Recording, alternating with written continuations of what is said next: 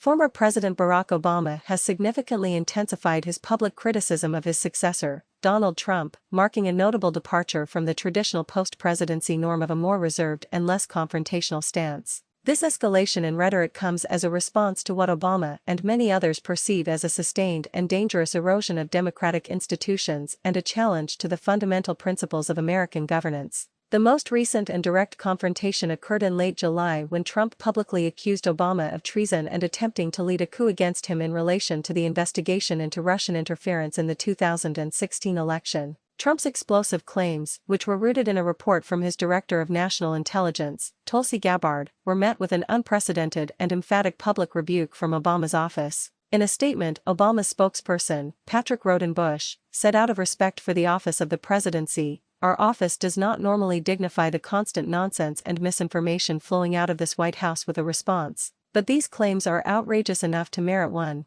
These bizarre allegations are ridiculous and a weak attempt at distraction." The statement also highlighted that the claims were an attempt to divert public attention from other issues, such as the administration's failure to release files related to the Jeffrey Epstein case. This direct back and forth between a former and current president is highly unusual and underscores the gravity of the political climate. Beyond this direct response, Obama has been increasingly vocal on broader issues. In a speech delivered in Connecticut in late June, he warned that the United States is dangerously close to normalizing behavior that is consistent with autocracies. He urged Americans to protect the Constitution and the rule of law, and to be vigilant against misinformation. He emphasized that when truth is lost, dictatorship begins to take root. A pointed criticism of what he views as the current administration's disregard for facts and transparency. In early April, Obama delivered another powerful speech at Hamilton College, where he directly called upon Americans to resist Trump's political agenda. He urged individuals, including judges and lawyers, to stand up and say no, that's not right when faced with actions they believe are unconstitutional or undemocratic. He painted a picture of a domestic political landscape where ideological disagreements are eroding mutual respect and the rule of law.